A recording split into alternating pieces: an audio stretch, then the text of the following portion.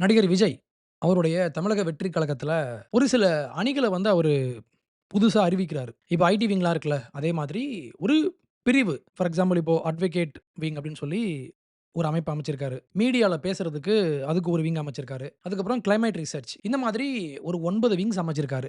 இதுல அந்த 9வது விங் எது அப்டின்னா, டிரான்ஸ்ஜெண்டர் விங். திருநங்கைகள் அவங்களுக்காக ஒரு அமைப்பு. அவங்களும் நம்ம கட்சிக்கு முக்கியம் அப்டின்னு சொல்லி ஒரு விங் உருவாக்கணும் அப்டின்றது அவருடைய ஒரு ஆச. அவர் அத பண்ணியிருக்காரு. இப்போ அந்த நம்பர கொஞ்சம் நல்லா நோட் பண்ணுங்க. 9வது இடத்துல டிரான்ஸ்ஜெண்டர் அப்படின்ற அந்த பெயர் வந்து இடம் பெற்றிருக்கு. பொதுவாகவே நம்ம சமூகத்தில 9 அப்படின்ற அந்த நம்பர வந்து பல காலமாக நம்ம திருநங்கைகள அவமானப்படுத்துறதுக்காக தான் நெறைய பேர் பயன்படுத்தியிருக்காங்க. நம்ம சமூகத்தில மோஸ்ட்லி பார்த்தீங்கன்னா, ஒரு திருநங்கைய அவமரியாதை பண்ணணும்னா, "ஏய் 9" அப்படிதான் சொல்லுவாங்க. அது மிகப்பெரிய தவறு. டிரான்ஸ்ஜெண்டர்ஸ் அதுவும் முக்கியமா நம்ம ஊர்ல இருக்கிறவங்க, பெரும்பாலும் அவங்களுடைய உடல் குறைபாடு. அவங்க உடல்ல ஏதோ ஒரு ஹார்மோனல் இம்பேலன்ஸ் இருக்கும். பிறக்கும்போது ஆணா பிறந்திருப்பாங்க. ஆனா, ஏதோ ஒரு காலகட்டத்தில, ஏதோ ஒரு காரணத்தினால அவங்களுடைய உடல் ஒரு கம்ப்ளீட்டான ஒரு ஆண் தன்மை அடைஞ்சிருக்காது. அப்ப அவங்க என்ன பண்ணுவாங்க, அந்த 2 ஜெண்டர்ஸ்ல டாமினன்ட் ஜெண்டர் எதுவா இருக்கு? இப்போ இவங்க கேஸ்ல பார்த்தீங்கன்னா, ஆணா பிறந்திருப்பாங்க. ஆனா, பெண் தன்மை அதிகமா இருக்கும். அப்ப இவங்க பெண்ணா தன்ன மாத்திருப்பாங்க. பெண்ணா மாறியிருப்பாங்க. இது வந்து அவங்களுடைய இயற்கையிலே இருக்கிற ஒரு குறைபாடு. ஒரு ஹார்மோனல் இம்பேலன்ஸ். நான் குறைபாடுன்னு சொல்றத கூட இவங்க வேற மாரி எடுத்துப்பாங்க. நான் குறைபாடுன்னு சொல்றது ஹார்மோனல் இம்பேலன்ஸ். அவங்களுடைய அந்த ஆண் தன்மை, பெண் தன்மைக்கான அந்த உடல் அமைப்புல வந்து ஒரு சில அந்த ஒரு கம்ப்ளீட் அமைப்பு அவங்களுக்கு அமைஞ்சிருக்காது. அப்ப அவங்க தங்கள ஒரு பெண்ணா மாத்திக்கிட்டு, தன்ன பெண் மாதிரியே உடை அணிஞ்சுக்கிட்டு, அவங்க பெண்ணா மாறி, பெண்ணா வாழ ஆரம்பிச்சுட்டாங்க. ஆனா, இன்னைக்கு அவங்கள நம்ம சொசைட்டில வந்து மோஸ்ட்லி இந்த மாதிரியான தவறான வார்த்தைகள சொல்லி அவங்கள அவமரியாதையா, அவங்கள ஏதோ ஒதுக்கி வைக்கிற மாதிரி, அவங்கள கேலியும், கிண்டலும் பண்றது ரொம்ப தப்பு. அதுக்கு நான் உடன்படவே மாட்டேன். ஆனா, இந்த கேஸ்ல பார்த்தீங்கன்னா, உங்களுக்கே சிரிப்பு வரும். ஏன்னா, டிரான்ஸ்ஜெண்டர் அப்படின்ற அந்த விங்க வந்து 9வது நம்பர். இது வந்து ஒரு நம்பர். மொத்தமே அவரு 9 அணிகள் அமைச்சிருக்காரு. அதுல கடைசியா இத போட்டிருக்காரு. அவ்வளதான். இத வந்து ஒரு அனவுன்ஸ்மென்ட்ல அந்த பேப்பர்ல வந்து லிஸ்ட் பண்றப்போ போட்டு வச்சிருக்காங்க. இவ்வளவு தான் நடக்கணும். அவ்வளோதான் முடிஞ்சுச்சு. இப்ப என்ன பண்ணுவாங்கன்னா, என்ன பண்ணாங்க தெரியுமா? "நீ எப்படி எங்களோட பேர 9வது நம்பர் கிட்ட போட்ட?" அப்படின்னு சொல்லி ஒரு போஸ்ட் போட்டிருக்காங்க. ஒரு ஆக்டிவிஸ்ட். ஒரு திமுகவை சேர்ந்த ஒரு திமுக ஆதரவாளராக இருக்கிற ஒரு திருநங்கை ஆக்டிவிஸ்ட். ஒரு போஸ்ட் போட்டிருக்காங்க. "இன்னும் எத்தனை நூற்றாண்டுகள் தான்டா இந்த 9 என்னும் இழிவை நாங்கள் தூக்கி சுமக்க வேண்டும். நடிகர் விஜய் திருநர் விங் என்று துவங்கியிருப்பது நல்ல விஷயம். அதை 9ஆம் இடத்தில் லிஸ்ட் செய்ய வேண்டிய தேவை என்ன? தமிழ் கூறும் அறிவுஜீவிகள் கொஞ்சம் சேர்ந்து நில்லுங்க ப்ளீஸ்." இப்படி ஒரு போஸ்ட் போட்டுட்டு கீழ நம்ம தமிழ் சொசைட்டி முக்கியமாக அந்த திராவிட கட்சியை சேர்ந்தவங்க, திராவிட ஆதரவாளர்கள் எல்லாரையும் டாக் பண்ணி, "தமிழ் கூறும் அறிவுஜீவிகள்" யாரு இவங்கலாம் அறிவுஜீவிகள். "இந்த அறிவுஜீவிகள்லாம் கொஞ்சம் வந்து கேளுங்க." அப்படின்னு சொல்லி ஒரு போஸ்ட்ட போட்டாச்சு. இதுல என்ன பிரச்சனை அப்படின்னா, இதுல பிரச்சனையே இல்ல ஃபர்ஸ்ட்டு. இப்போ ஒருத்தங்க ஒரு விஷயம் பண்றாங்கன்னா, அதுல 3 விஷயங்கள். இதுல 3ல ஏதாவது ஒண்ணு தான் அது இருக்கும். ஒண்ணு வந்து அது உண்மையா இருக்கும். அது ஃபேக்ட். இன்னொன்னு அது பொய்யா இருக்கும். இன்னொன்னு நீங்க நெனைக்கிறது ஒரு அசம்ப்ஷனா இருக்கலாம். இப்போ இந்த விஷயத்த நீங்க வந்து எடுத்துக்கிட்டீங்கன்னா, விஜய் ஒரு விஷயம் பண்றாரு. என்ன பண்ணாருன்னா, திருநங்கை மக்களுக்காக, அவங்களுடைய நலனுக்காக, அவங்களையும் நம்ம அரசியல் மயப்படுத்தணும் அப்படின்னு சொல்லி, அவருடைய அரசியல் கட்சியில அவங்களுக்கு ஒரு அங்கீகாரம் குடுத்து, இப்போ இந்த விங்ல யார் இருப்பாங்க? திருநர் விங் அப்படின்னு சொல்லியாச்சு. அங்க திருநங்கைகள தான் கொண்டு வந்து உள்ள வப்பாங்க. அவங்களுக்கும் ஈக்குவல் ஆப்பர்ச்சுனிட்டி வேணும் அப்படின்றதுக்காக இவரு அத பண்றாரு. இவரு அவங்களுக்கு நல்லது பண்றாரு. இது வந்து ஃபேக்ட். இதுல ஃபிக்ஷன் என்ன அப்படின்னா, இவரு இப்படி ஒரு விஷயம் நல்லது பண்றதுக்காக வரார் அப்படின்றத பொதுவுல அறிவிச்சுட்டு வராரு. அப்போ இது பொய்யா இருக்கிறதுக்கான சாத்தியம் இல்ல. அவரு உண்மையாவே அவங்களுக்கு நல்லது பண்ண போறாரு. அசம்ப்ஷன். இவரு இதுல சொல்லாத ஒரு விஷயத்தையும் நீங்க உள்ள கொண்டு வந்து இழுத்து போடலாம். என்னன்னா, இவரு இப்படி 9வது நம்பர கொண்டு வந்து வச்சாரு. அதுல வந்து எங்க பேர கொண்டு போய் வச்சாரு அப்படின்னு நீங்களே வந்து கிரியேட் பண்ணலாம். ஒண்ணு வந்து ஃபேக்ட். ஃபேக்ட் தான் இங்க மேட்டர். ஃபேக்ட், ஃபிக்ஷன், அசம்ப்ஷன் அப்படின்னு நீங்க 3 விஷயத்த பார்த்தீங்கன்னா, அப்போ உங்களுக்காக ஒரு விஷயத்த முன்னெடுத்து ஒருத்தர் பண்ணும்போது, உங்கள அவரு முன்னிலைப்படுத்துறாரு. அப்போ அது வந்து ஃபேக்ட். உங்களுக்கு அவரு முக்கியத்துவம் குடுக்குறாரு அப்படின்றது ஃபேக்ட். இதுல ஃபிக்ஷன் வந்து விஜய் வந்து திருநங்கைகள வந்து வெறுக்கிறார் அப்படின்னு சொல்றது ஃபிக்ஷன். ஏன்னா, இந்த ஃபிக்ஷன் உண்மையா இருந்துச்சுன்னா, உங்களுக்கு அவர் நல்லது பண்ண வேண்டிய தேவையே இல்ல. இதுல அசம்ப்ஷன் என்ன அப்படின்னா, அவர் சொல்லாத விஷயத்த இப்படி இருக்குமோ அப்படின்னு நீங்களே வந்து நெனச்சுக்கிட்டு, நீங்களே ஒரு கதைய வந்து கிரியேட் பண்றது. அப்ப இங்க ஃபேக்ட் தான் முக்கியம். அப்ப என்ன ஃபேக்ட்னா, விஜய் உங்களை அவமரியாதை செய்யவில்லை அப்படின்றது தான் ஃபேக்ட். நீங்க சம்மந்தமே இல்லாம அவர உள்ள கொண்டு வந்து இழுத்து, இந்த மாரி ஒரு போஸ்ட்ட போட்டு, "பாருங்க நாங்க வந்து விக்டிம். நாங்க ரொம்ப பாவப்பட்டவங்க. நாங்க ஒடுக்கப்பட்டவங்க. நாங்க நசுக்கப்பட்டவங்கன்னு" பல வருஷமா பேசிட்டு இருக்கிற ஒரே கத. ஒடுக்கப்பட்டவங்க அப்படின்னு ஒருத்தங்க தங்கள நினைக்க ஆரம்பிச்சுட்டாங்க அப்படின்னா, அதுல நெறைய பிரச்சனை இருக்கு. இத நான் பின்னால பேசுறேன். இப்போ இவங்க இந்த மாரி ஒரு போஸ்ட் போடுறாங்க. போஸ்ட் போட்ட உடனே அடுத்த 1 மணி நேரத்துக்குள்ள நம்ம தமிழ்நாட்டுல இருக்கிற 2 முக்கியமான நியூஸ் மீடியா. ஒண்ணு வந்து புதிய தலைமுறை, இன்னொன்னு நியூஸ் 18. இந்த 2 பேரும் இவங்க போட்ட இந்த ஒரு போஸ்ட்ட எடுத்து வச்சு, அதுக்கு ஒரு டெம்ப்ளேட் ரெடி பண்ணி, இத ஒரு நியூஸா அதுல போட்டு வச்சு, அவங்க எக்ஸ் பிளாட்ஃபார்ம்ல அதையும் போஸ்ட் பண்ணி வச்சிருக்காங்க. இதெல்லாம் ஒரு செய்தி. இதெல்லாம் ஒரு நியூஸ் அப்படின்னு இவங்களும் போட்டு வச்சிருக்காங்க. நமக்கு மக்களுக்கு உண்மைய சொல்ல வேண்டிய ஒரு மீடியா. மக்களுக்கு செய்திய கொண்டு போய் சேர்க்க வேண்டிய ஒரு மீடியா. இப்ப எப்படி மாறிருச்சு அப்படின்னா, இந்த மாரி ஆக்டிவிஸ்ட் இருப்பாங்கல்ல. இந்த ஆக்டிவிஸ்ட்டுக்கான ஒரு பிளாட்ஃபார்மா மாறி போயிருச்சு எல்லாமே. இந்த ஆக்டிவிஸ்ட்லாம் சேர்ந்து ஒரு கதைய அமைச்சு குடுப்பாங்க. அந்த கதைய வந்து கிரியேட் பண்ணுவாங்க. அந்த கதைய வந்து உருவாக்கி, அதுக்கு ஒரு உருவம் குடுத்து, இதுதான் உண்மை அப்படின்ற மாதிரி ஒரு கதைய இவங்க உண்மையா மாத்தி, மக்கள் கிட்ட கொண்டு போய் சேர்ப்பாங்க. இந்த விஷயத்த நியூஸ் மீடியா எடுத்து இத பெருசுபடுத்துறாங்க. நசுக்கப்பட்டோம், ஒடுக்கப்பட்டோம், அமுக்கப்பட்டோம் அப்படின்ற மாதிரி ஒரு நரேட்டிவ இங்க வந்து செட் பண்ணணும். நீங்க டிரான்ஸ்ஜெண்டரா அப்ப ஆட்டோமேட்டிக்கா நீங்க வந்து ஒரு ஒடுக்குமுறைக்கு உள்ளான ஆள். நீங்க ஒரு தலித்தா, அப்ப ஆட்டோமேட்டிக்கா நீங்க ஒடுக்கப்பட்ட ஆள். அப்படின்ற மாதிரி ஒரு பாக்ஸ்க்குள்ள இவங்களே போய் அடைச்சுக்கிறாங்க. அடைச்சுக்கிட்டு ஒரு தப்பான பார்வையில நீங்க பார்த்தீங்கன்னா, எல்லாமே உங்களுக்கு தப்பா தான் தெரியும். இப்போ இவ்வளவு சினம் கொண்டு, அவங்க சமூகத்த விஜய் இழிவுபடுத்திட்டார் அப்படின்னு சொல்லி இவ்வளவு ஆக்ரோஷமா பேசுற இந்த நபர், மத்தவங்கலாம் டேக் பண்ணி விட்டுருக்கிற இந்த நபர், இந்த போஸ்ட் போட்ட அதே நாள், இன்னொரு 5 போஸ்ட்க்கு நீங்க கீழ வந்து பார்த்தீங்கன்னா, அந்த போஸ்ட்ல சீமான் ஒரு விஷயம் பேசுறாரு. "எனக்கு பெரியார் வேண்டாம். உங்க பெரியார நீங்களே வச்சுக்கோங்க. எனக்கு பெரியார் தேவையில்ல. என்னுடைய அரசியலுக்கு பெரியார் தேவையில்ல. நீயே வச்சுக்கோ" அப்படின்னு சொல்லி கொஞ்சம் கோவமா பேசுறாரு. இப்போ இந்த போஸ்ட்ட இவங்க எடுத்து போட்டு, இவன் ஏத்துக்கலன்னா, இப்ப பெரியாருக்கு சோறு கிடையாது பாரு. நாய்க்கு வேலை இல்ல. மூடிட்டு போடா சங்கி பூ. ரொம்ப ஒரு நாகரிகமா அவங்களுடைய அழகான வார்த்தைகள்ல எழுதி வச்சிருக்காங்க. இப்ப பெரியார உங்களுடைய தலைவராக நீங்க ஏற்றிருக்கீங்க. நல்ல விஷயம். அது உங்களுடைய கருத்து. இப்போ உங்களுடைய கருத்துக்கு மாறாக இன்னொருத்தர் வேற மாரி சொல்றாரு. அவர் என்ன சொல்றாரு? "எனக்கு பெரியார் வேண்டாம். நீயே வச்சுக்கோ" அப்படின்னு சொல்றாரு. உங்களுக்கு பெரியார் வேணும்னு நீங்க சொல்றீங்க.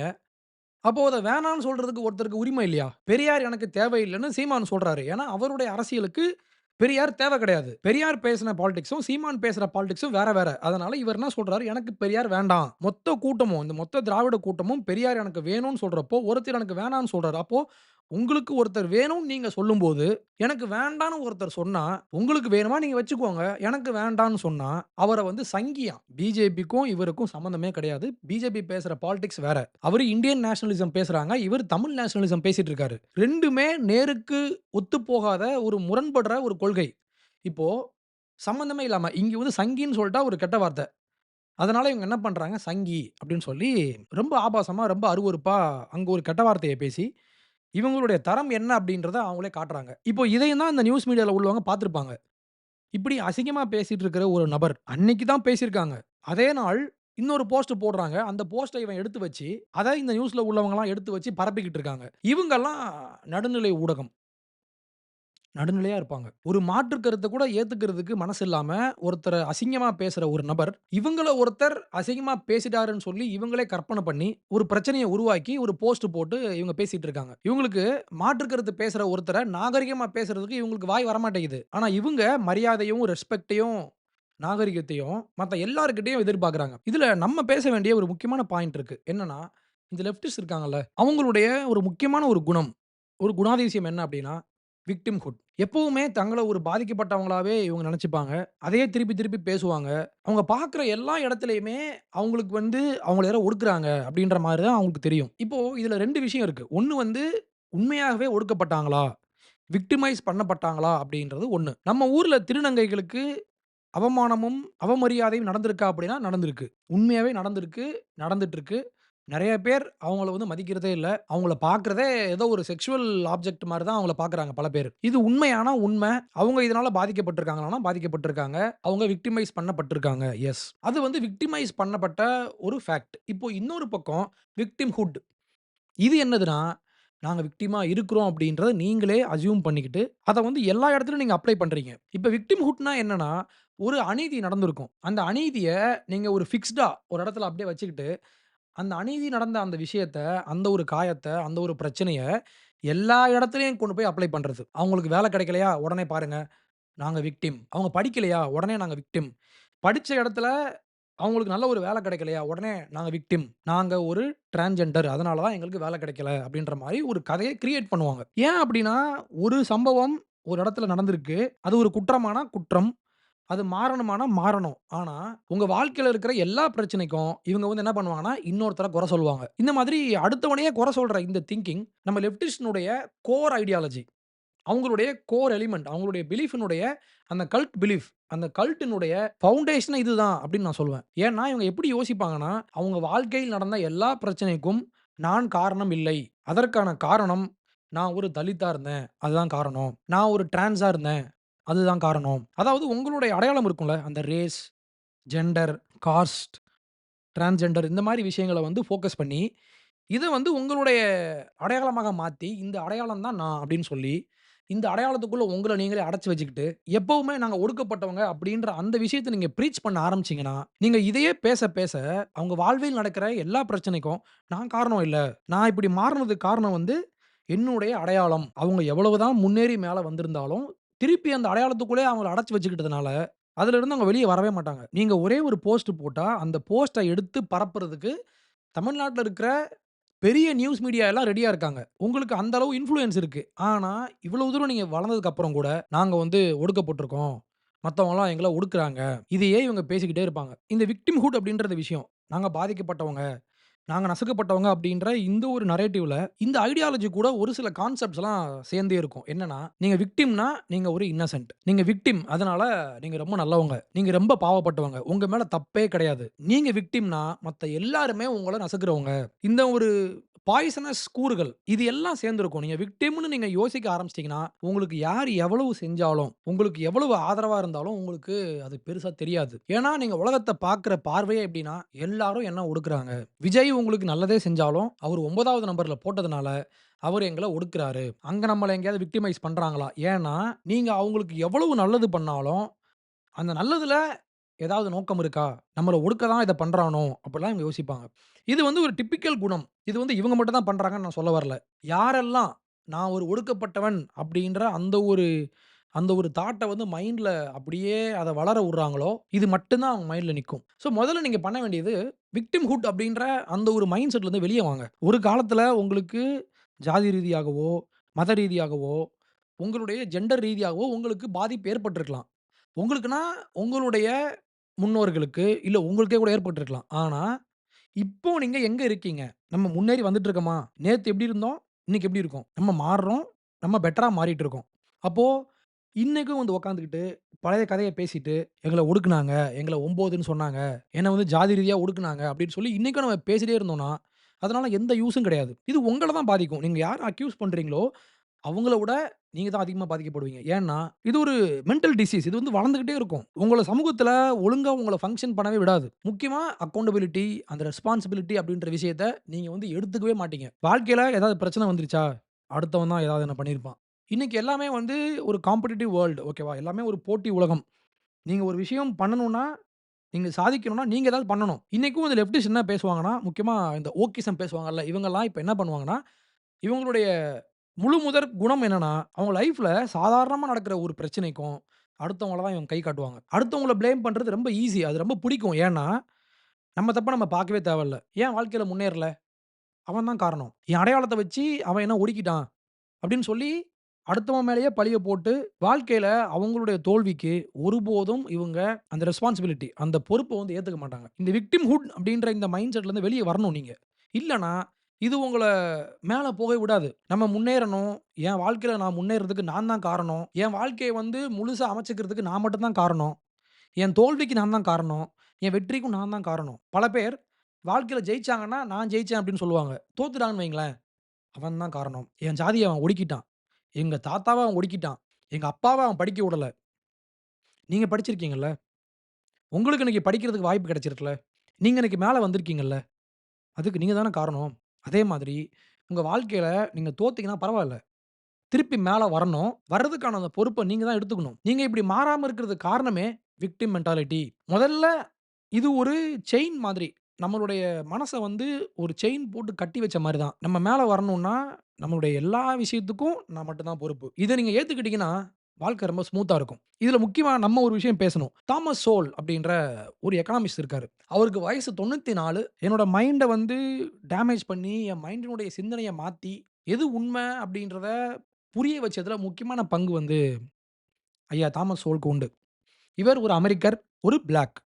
ஒரு கருப்பினத்தை சேர்ந்தவர். அவரோட முன்னோர்கள் அடிமைகளாக விற்கப்பட்டாலும், பிளாக் கம்யூனிட்டி அமெரிக்கால ரொம்ப ஒடுக்கப்பட்டாங்கன்றது உண்ம.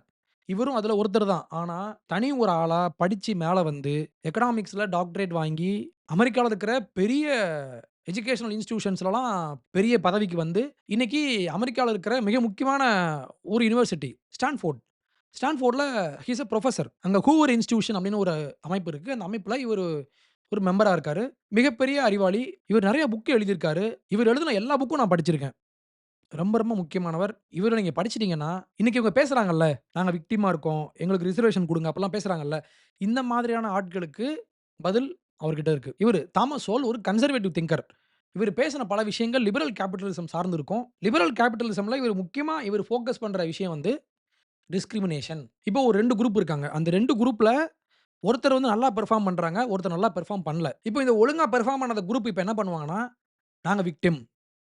நாங்க வந்து ஒடுக்கப்படுறோம் அப்படின்னு சொல்லி ஒரு ஸ்டோரிய கொண்டு வருவாங்க. இப்ப இவரு என்ன சொல்றாரு, இப்ப இவரு எத பத்தி ரிசர்ச் பண்ணுவார்ன்னா, இது உண்மையா? ஒரு குரூப் வந்து இன்னொரு குரூப்போட பெர்ஃபார்ம் பண்ணல அப்படின்னா, ரேஸ், ஜெண்டர் இந்த மாரி விஷயங்கள் தான் காரணமா? இல்ல உண்மையாகவே வேற ஏதாவது காரணம் இருக்கா? இவரு எக்கனாமிஸ்ட். அதனால இவரு என்ன சொல்லுவாருன்னா, ஒரு ஸ்டாட்டிஸ்டிக்கலா ஒரு குரூப்க்கு இன்னொரு குரூப் மேல ஒரு அட்வான்டேஜ் இருக்குன்னா, அது என்ன அட்வான்டேஜ்? அது இவங்க சொல்ற மாதிரி அந்த காஸ்ட் பேஸ்ட் அட்வான்டேஜ். இப்ப நம்ம ஊர்ல காஸ்ட், அவங்க ஊர்ல ரேஸ். அதுதான் விஷயமா? இல்ல இதுக்கு பின்னால வேற பல காரணங்கள் இருக்கா? அப்படின்னு இவரு பேசியிருப்பாரு. இவருடைய திங்கிங்கினுடைய அடிப்படை இதுதான். இதுல முக்கியமான ஒரு புக் வந்து டிஸ்கிரிமினேஷன் அண்ட் டிஸ்பாரிட்டீஸ் அப்படின்ற மிக முக்கியமான ஒரு புத்தகம். இது ஒரு 200 பக்கம் தான் இருக்கும். இதுல ஒரு நெறைய டேட்டா குடுத்திருப்பாரு.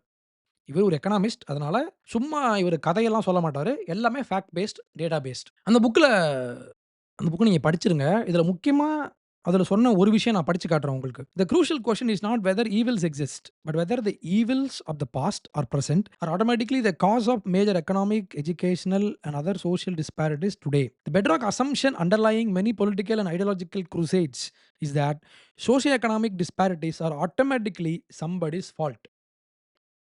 ரொம்ப, ரொம்ப தெளிவா இவரு சொல்றாரு. என்னன்னா, பாஸ்ட்ல ஈவில்ஸ் நடந்திருக்கும். ஒருத்தருக்கான ஒடுக்குமுறை நடந்திருக்கும். ஆனா, இப்ப பிரச்சனை வந்து பாஸ்ட் பிரச்சனை கிடையாது. பாஸ்ட்ல ஒரு விஷயம் நடக்குது. ஆனா, அந்த விஷயம் இப்ப சமகாலத்துல இப்ப இருக்கிற இந்த சோசியோ எக்கனாமிக் டிஸ்பாரிட்டீஸ் சமூக பொருளாதார வேறுபாடுகள், சமூக பொருளாதார ஏற்றத்தாழ்வுகள் இந்த விஷயத்த பாஸ்ட் தான் ஏற்படுத்துச்சா அப்டின்னா, இல்ல. அது உண்மையிலே கிடையாது. ஆனா, இப்ப நம்ம என்ன பண்றோம்னா, நம்மளுடைய அசம்ப்ஷன் அவர் சொல்றாரு பாருங்களேன். இந்த பெட் ராக் அசம்ப்ஷன் மிக முக்கியமான மூலமே அதுதான். மெனி பொலிட்டிக்கல் குரூசேட்ஸ் இன்னைக்கு இருக்கிற நெறைய அரசியல் குரூசேட்ஸ், அரசியல் போராட்டங்கள், அரசியல் முன்னெடுப்புகள் எல்லாத்துக்குமே அடிப்படை எதுனா, இந்த ஒரு அசம்ப்ஷன். ஆனா, நீங்க டேட்டாவோட வச்சு பார்த்தீங்கன்னா, இது ஃபேக்சுவலி ராங். இது ஒரு பொய் அப்படின்றத அவரு ப்ரூவ் பண்ணியிருப்பாரு. பாஸ்ட்ல ஒரு தப்பு நடக்குது. அது தப்பு தான். அத யாரும் நியாயப்படுத்தல. ஆனா, இன்னைக்கு ஒரு டிஸ்பாரிட்டி இருக்கு. ஒரு ஏற்றத்தாழ்வு இருக்கு. அந்த ஏற்றத்தாழ்வுக்கு பின்னால தான் நான் போவேன். பாஸ்ட் தான் காரணம். அப்ப அந்த பாஸ்ட்ட உருவாக்குனவன் யாரு? அது ஒரு குரூப் இருப்பான். அவன போடு ப்ளேம் அப்படின்னு சொல்லி மொத்த பழியவும் அங்க மேல தூக்கி போட்டுறது. ஃபார் எக்ஸாம்பிள் தலித் மக்கள் ஏன் மேல வரல? பிராமின் தான் காரணம். ஏன் படிக்கல? அவங்க தான் காரணம். பெண்கள் ஏன் மேல வரல? ஒரு பொண்ணு ஏன் படிச்சு மேல வரல? ஆணாதிக்கம். இதெல்லாம் பார்த்துட்டு தான் அந்த பேட் கேர்ள் படத்தோட ட்ரெய்லர்ல அப்பா வந்து சட்னி போடுமான்றாரு. உடனே நக்கலா ஒரு பார்வை. அது வந்து ஆணாதிக்கமா? ஹஸ்பண்டுக்கு சோறு வைக்கிறதெல்லாம் ஒரு ஆணாதிக்கமா? இப்ப என் ஒய்ஃப்க்கு கால் வலிக்குதுன்னா, நான் தான் கால் அமுக்கி விடுவேன். உடனே அது பெண்ணாதிக்கமா? இப்ப நாங்க மாலுக்குலாம் போறோம்னா, அவங்க ஹேண்ட் பேக்க நான் தான் வச்சுக்கணும். இது பெண்ணாதிக்கமா? இப்படியே நீங்க பார்த்துட்டு இருந்தீங்கன்னா, உங்களுக்கு எல்லாமே ஃபால்ட்டா மட்டும் தான் தெரியும். அதான் நான் சொல்றேனே, இது ஒரு victim mind set. Victim mentality. அடுத்து சோல் சொன்ன ஒரு முக்கியமான விஷயம். அத சொல்லி முடிச்சிடலாம். One of the sad signs of our times is that we have demonized those who produce, subsidized those who refuse to produce, and canonized those who complain. இவர் வந்து ஒரு கேபிட்டலிஸ்ட். ஓகே. கம்யூனிஸ்ட்க்கு டைரக்ட்டா ஆப்போசிட்டா பேசுவாரு. கம்யூனிஸ்ட் குரூப் என்ன பேசுவாங்கன்னா, எல்லாரும் பொதுவா இருக்கணும்பாங்க. இவர் சொல்லுவாரு, கேப்பிட்டலிசம் தான் உண்மையான ஃப்ரீடம். அதுதான் ஒருத்தன் வந்து ஒரு விஷயத்த உருவாக்குறதுக்கு அவன தூண்டுதுன்னு பேசுவாரு. இப்ப இங்க என்ன பிரச்சனைன்னா, we have demonised those who produce. ஒருத்தன் பணக்காரனா நெறைய விஷயம் உருவாக்குறான். புதுசு புதுசா கண்டுபிடிக்கிறான். மேல வரான் அப்டின்னா, அவன் ரொம்ப கெட்டவன். பாருங்க அவன் ஒரு ஃப்ராடு. மத்தவங்கள சுரண்டி, அவங்கள ஏமாத்தி தான் மேல வந்திருக்கான். அப்டிலாம் பேசுவாங்க. Subsidised those who refuse to produce. ஒருத்தன் உருவாக்குறதுக்கு அவனுக்கு விருப்பமே இருக்காது. அவன் சோம்பேறியா உட்கார்ந்துட்டு இருப்பான். அவனுக்கு மானியம் குடுத்துட்டு இருப்பாங்க. அவனுக்கு எல்லா வாய்ப்பையும் ஏற்படுத்தி குடுத்துட்டு இருப்பாங்க.